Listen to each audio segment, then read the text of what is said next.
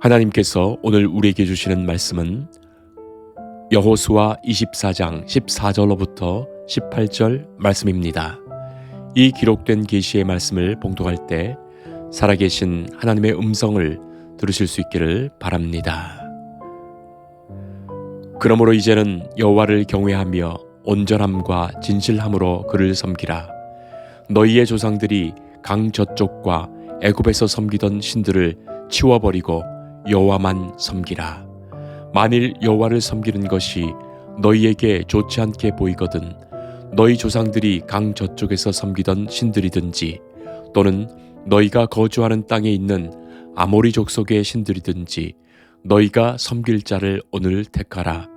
오직 나와 내 집은 여호와를 섬기겠노라 하니 백성이 대답하여 이르되 우리가 결단코 여호와를 버리고 다른 신들을 섬기기를 하지 아니하오리니 이는 우리 하나님 여호와께서 친히 우리와 우리 조상들을 인도하여 애굽 땅 종되었던 집에서 올라오게 하시고 우리 목전에서 그 큰 이적들을 행하시고 우리가 행한 모든 길과 우리가 지나온 모든 백성들 중에서 우리를 보호하셨음이며 여호와께서 또 모든 백성들과 이 땅에 거주하던 아모리 족속을 우리 앞에서 쫓아내셨음이라. 그러므로 우리도 여호와를 섬기리니 그는 우리 하나님이시니이다 하니라.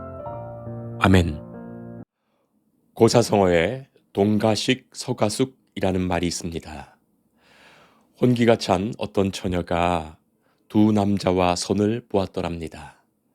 동쪽에 사는 총각은 재산이 많은데 그 용모와 인품이 마음에 들지 않았고 서쪽에 사는 총각은 용모와 인품은 마음에 들지만 가난합니다. 각각 서로 장단점을 가지고 있는 이 두 총각을 놓고서 어느 쪽도 선택하지 못하고 망설이는 그 처녀에게 어떤 사람이 그렇게 비아냥거렸답니다. 동가식 서가숙 하시오. 먹고 사는 것은 돈 많은 동쪽 집에 가서 하시고 잠자는 것은 사람이 좋은 서쪽 집에 가서 하면서 왔다 갔다 하며 살라는 것이죠. 참 좋은 선택을 한 것일까요? 동가식 서가숙 말입니다. 우리가 다 예수님을 믿으면서 하나님의 자녀로 살아가는데 가만히 보면 예수님 믿는 사람 중에서도 동가식 서가숙 하는 사람이 많은 것 같습니다. 종교 생활에 있어서는 하나님을 섬기며 일상생활에서는 세상을 섬기며 살아가니 말이죠.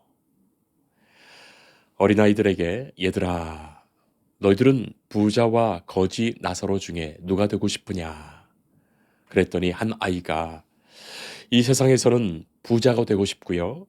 죽고 난 다음에는 나사로가 되고 싶어요. 그렇게 말했다는 이야기가 있습니다. 사랑하는 성도 여러분, 사실 그런 심리가 누구에게든지 있습니다. 이 세상에서는 이 세상 것을 마음껏 즐기고 싶고 그리고 죽어서는 천국 가고 싶으니 말이죠. 세계적인 성악가인 파바로티가 어렸을 때 아버지에게 받은 교훈이 있습니다. 그 교훈을 일생 기억하면서 잊지 않는다고 말했지요. 아버지가 두 의자를 보여주시면서 파바로티에게 하셨던 말은 두 의자에 다 앉으려고 하면 결국 바닥에 떨어진다. 평생을 보고 하나의 의자만 택하라. 그리고 그것은 네가 결정할 문제다. 하셨다는 거예요. 하나님께서는 우리 인간에게 자유의지를 주셨습니다. 하나님은 인간 스스로 자신의 삶 속에서 선택하며 살도록 하십니다. 그리고 그 자유에 대한 책임을 갖도록 하시지요. 사람이 무엇을 선택하든지 그 선택에 따라 그의 앞날이 펼쳐집니다. 오 헨리의 단편 소설인 20년 후라는 작품에는 두 사람의 친구가 등장하지요. 그들은 더 좋은 삶을 꿈꾸며 20년 뒤에 이곳에서 다시 만나자고 약속을 하며 헤어집니다. 그리고 20년 후에 그 약속 장소에서 서로 만나는데 한 친구는 현상 수배자로, 다른 친구는 형사로 만나게 됩니다. 서로 다른 이 운명은 지난 20년 동안 두 사람이 서로 다른 곳에서 각자 선택한 삶의 결과였습니다. 오늘 성경 말씀에서 우리는 선택에 관한 참으로 소중한 말씀을 듣게 됩니다. 여호수아가 이제 나이가 많아서 이제 세상을 떠날 날이 되었어요. 마지막으로 여호수아는 이스라엘의 모든 지파를 세겜에 모으고 그들의 수령과 재판장들과 관리들을 부르지요. 여호수아는 모든 백성에게 마지막으로 당부하는 유언적 설교를 합니다. 동시에 이 백성들의 신앙적 한 가지 선택과 결단을 촉구하지요. 1절부터 13절까지는 아브라함에서부터 이 언약이 어떻게 시작되었고 이스라엘 백성이 어떻게 애굽의 종살이를 하였는지, 그리고 하나님은 이 백성을 어떻게 구원하시며 가나안으로 인도하셨는지를 여호수아가 간단하게 설명합니다.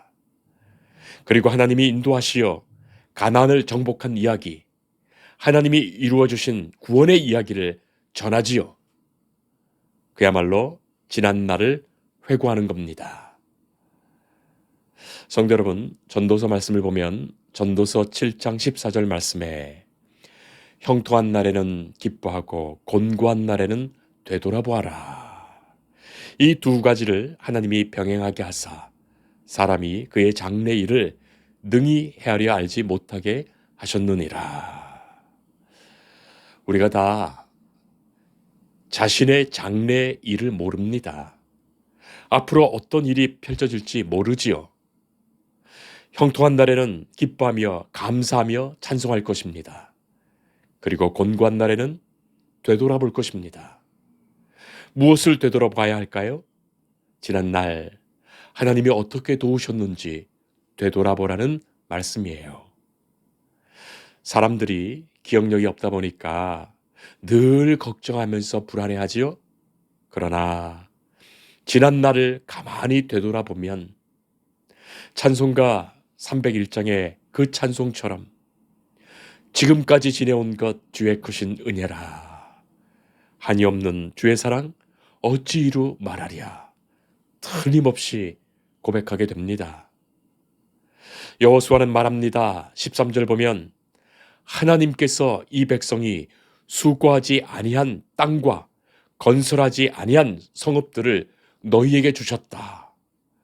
너희가 그 가운데 거주하며 너희는 또 너희가 심지 아니한 포도원과 감람의 열매를 먹게 하셨다.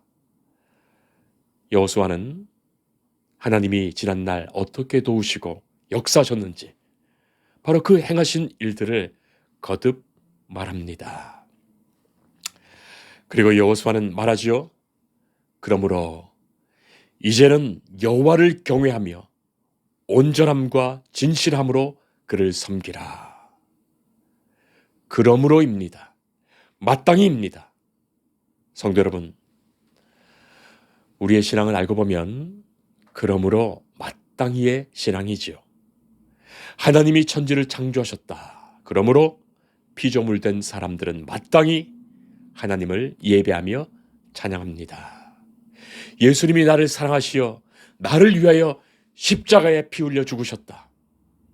그러므로 마땅히 예수님을 우리가 사랑합니다. 하나님이 나를 인도하시고 나의 목자 되셨다. 그러므로 마땅히 우리는 하나님의 말씀에 꼴을 먹으며 주께서 인도하시는 대로 가는 주님의 좋은 양으로 살아갑니다. 그러므로 마땅히이죠. 그러나 이것을 잊고 살 때가 얼마나 많습니까? 그래서 배은 망덕이 나오는 거예요. 마귀는 자꾸 인간에게 그래서라고 말하게 합니다. 그래서는 교만한 자들의 용어 아닙니까? 예수님이 나를 위하여 십자가에 죽으셨다. 그래서 어쩌란 말이냐? 누가 죽어달라 했느냐? 나랑 무슨 상관이 있느냐? 그렇게 나가는 거죠. 여러분은 마땅히의 사람입니까? 아니면 그래서의 사람입니까? 여호수아 마음 한편에는 걱정이 있었습니다. 하나님은 모세의 후계자로 자신을 세우셨는데 어찌된 일인지 하나님은 자신을 이을 후계자를 세우지 않으셨습니다. 여호수아가 이제 나이가 많아서 기력이 약해지고 그야말로 죽을 날을 직감하게 되지요. 여호수아가 이제 세상 떠나면 이 백성은 어떻게 될 것입니까? 여호수아는 모세를 따르며 저 광야에서부터 이곳 가나안까지의 모든 세월과 모든 일들을 보아왔습니다. 이 백성이 얼마나 하나님을 쉽게 떠나며 얼마나 하나님을 쉽게 배반하며 얼마나 이방 세상의 것들에 쉽게 빠지고 그것으로 하나님의 마음을 아프게 하는지 너무나도 잘 알고 있습니다. 여호수아는 이제 자신이 떠나면 이 각자의 지파의 사람들이 한 가정 한 가정이 한 사람 한 사람이 진정으로 하나님을 그 마음에 모시고 하나님을 섬기는 믿음의 삶을 살아가야 할 것인데 이 백성이 약속의 땅 가나안에서 살 때 세상에 빠져서 거짓된 신을 섬기는 헛된 길로 가지 않도록 오직 하나님만을 섬기는 그 길 가도록 마음의 결단이 있기를 촉구한 것입니다. 그리고 그것이 자발적이고 자유로운 이 백성 스스로의 선택이 되기를 바란 것이에요. 14절과 15절의 말씀, 그러므로 이제는 여호와를 경외하며 온전함과 진실함으로 그를 섬기라. 너희의 조상들이 강 저쪽과 애굽에서 섬기던 신들을 치워버리고 여호와만 섬기라. 만일 여호와를 섬기는 것이 너희에게 좋지 않게 보이거든 너희 조상들이 강 저쪽에서 섬기던 신이든지 또는 너희가 거주하는 땅에 있는 아모리 족속의 신들이든지 너희가 섬길 자를 오늘 택하라. 오직 나와 내 집은 여호와를 섬기겠노라.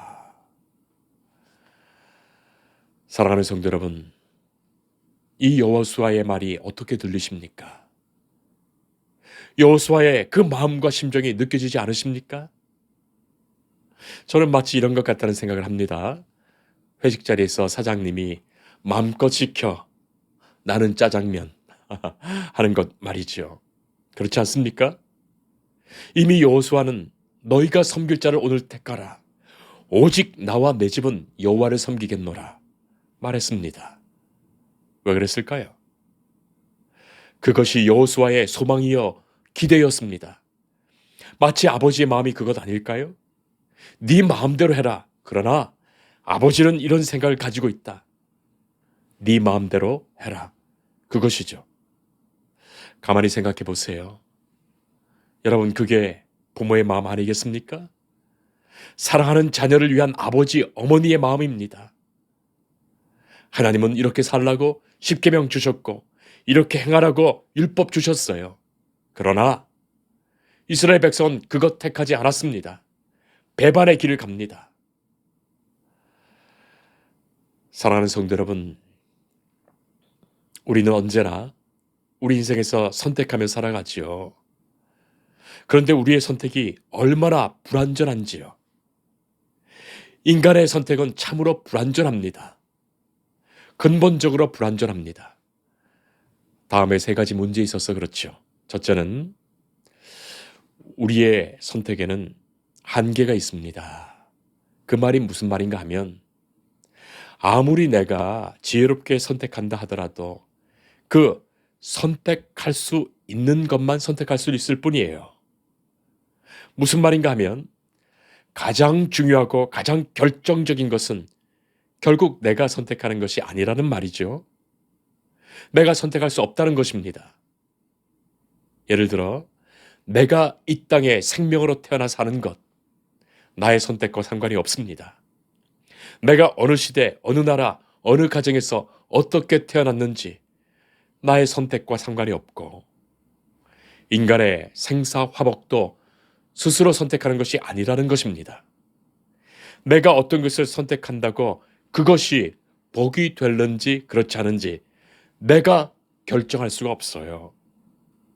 마치 내게 복된 듯 보이더라도 얼마든지 정반대의 결과가 생길 수 있는 거예요. 인생지사 세옹지마라는 말이 바로 그것 아닙니까? 자, 둘째는 우리의 선택은 영원하지 못합니다. 순간순간을 위한 것이고 길면 며칠이고 더 길면 우리가 사는 몇 날이지 영원하지 못합니다. 누군가에 의해 선택된 가장 좋은 정책도 폐기되고 내가 오르고 올라서 높은 자리에 오르더라도 인생을 지혜롭게 선택했다 하더라도 결국 내려와야 합니다. 잠시 머물고 잠시 느끼고 잠시 가졌던 거예요. 세 번째는 우리의 선택은 하나님의 룰 안에 있다는 것입니다. 무슨 말인가 하면 하나님이 창조하신 섭리와 뜻 안에 있습니다. 나의 선택이 태양이 뜨고 지는 것을 바꿀 수 없지요. 해 아래 새 것이 없다는 말씀이 바로 그것입니다. 해 자체를 바꾸지 못하기 때문에 그렇습니다. 하나님이 만드신 우주 속에 태양계 안에서 그리고 지구 안에서 그리고 하나님이 정하신 자연의 법칙 안에서 내 상황 속에서 내 삶의 상황 속에서 겨우 우리의 선택이 있을 뿐이지요. 하나님이 주관하시는 그 크신 경륜 안에서 우리가 다 지지고 볶고 해보는 거예요. 여러분 핀볼 게임을 아실 겁니다. 미리 다 정해져 있는 룰 안에서 별의별 상황이 다 이상하게 벌어지더라도 전혀 예기치 못한 상황이 혹시 생겨난다 하더라도 그러나 그것은 결국 그 안에서 벌어지는 일일 뿐입니다. 수천 가지, 수만 가지 그 많은 예외 상황이 벌어지고 별일 다 있다 하더라도 그 통 속에서 벌어지는 일일 뿐이에요. 하나님이 만들어두신 룰 안에서 벌어지는 일일 뿐입니다. 결국 그 벌은 아래로 떨어집니다. 옛부터 이런 선택의 삶의 결과를 신중히 살핀 지혜자들은 인명은 제천이다. 그렇게 말하게 된 거예요. 그래서 자연의 순리대로, 인륜의 순리대로 행동하고 선택한 듯 안 한 듯 살라는 것입니다. 하나님은 우리에게 자유를 주셨습니다. 자유의지를 주셨습니다. 그러나 그 자유가 하나님을 잃어버리는 것이 된다면 그것은 결코 자유를 주신 하나님의 목적이 아닙니다. 인간의 만용이 바로 그 지점에 있어요. 하나님을 잃어버리고 하나님을 배반하고 하나님을 떠나는 그곳에서의 인간은 그 자유마저도 잃어버리고 마는 겁니다. 탕자가 아버지 집을 떠나 아버지에게 유산을 요구하며 먼 타국에 가서 허랑방탕하게 살아갔죠. 그것이 진정한 자유라고 얼마나 흥청거렸습니까? 그러나 결국 그에게 남은 것은 인간 이하의 비참함밖에 없었습니다. 아버지는 기다리십니다. 아버지의 집에서 종으로 하인으로만 있어도 그것이 얼마나 큰 행복인지 이 탕자는 참으로 깨닫게 되는 거예요. 여호수아는 하나님을 섬기는 이 믿음과 이 신앙이 진정으로 이 백성의 것 되기를 바랬습니다. 한 사람 한 사람이 자신의 것으로 소중히 받기를 바랍니다. 이스라엘 백성 되었기 때문에 어느 지파에 속했기 때문에 여호수아의 지도를 따르기 때문에 그런 것이 아니라 하나님을 나의 하나님으로 고백하며 하나님이 내 생명의 주인임을 알고 하나님이 인생의 길을 복되게 하심을 믿고 나는 하나님의 기뻐하시는 백성, 나는 하나님의 자녀임을 진정으로 고백하는 그 믿음의 삶으로 결단토록 합니다. 바로 그것이었어요. 저는 목사 가정에서 태어나 목사의 아들로서 고생 많이 하면서 자랐습니다. 저희 형제들이 다 그랬습니다. 그런데 어쩔 수 없이 목사의 가정에서 신앙을 강요받아서 죽을 맛으로 겨우 신앙생활을 했다면 결코 그는 예수 믿는 것이 행복하지 않을 것입니다.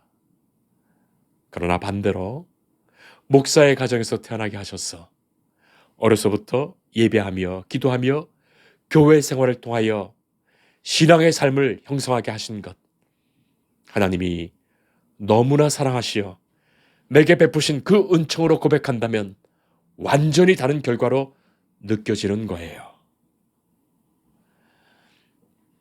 여호수아는 이 백성이 진정으로 자신의 고백 속에 하나님의 은혜와 은총을 입은 자로 감사하며 기뻐하며 그러므로 마땅히 하나님을 섬기는 백성, 주의 자녀 되기를 바랬습니다. 너희는 선택하라. 그러나 그 선택에 앞서 역사를 주관하시는 하나님의 뜻이 있음을 보여주심으로 지난날에 도우신 은혜의 일들을 돌아보게 하심으로 이 백성이 바른 선택과 결단하도록 인도합니다. 오늘도 하나님은 말씀을 통하여 우리가 하나님의 기뻐하시는 그것을 선택하며 살기를 기대하십니다. 기도하겠습니다. 우리를 부르시는 하나님, 우리는 미련하고 연약하고 한없이 악한 자들이지만 하나님은 오늘도 우리를 사랑하시며 이 거룩한 예배당에 불러 서게 하셨습니다. 주를 예배하게 하셨고 말씀을 들려주십니다. 주는 우리의 어리석은 입술이 주의 말씀을 기뻐하며 주의 말씀을 따르겠노라 고백에 이르게 하십니다. 우리가 잊지 않게 하옵소서. 무엇을 선택하며 어떻게 살아가든지 하나님만을 섬기며 가장 소중한 믿음의 선택으로 주의 뜻을 이루며 살도록 인도하여 주옵소서. 순간순간 매일매일 주의 도우심과 은혜를 의지하며 살게 하옵소서. 예수님 이름으로 기도합니다. 아멘.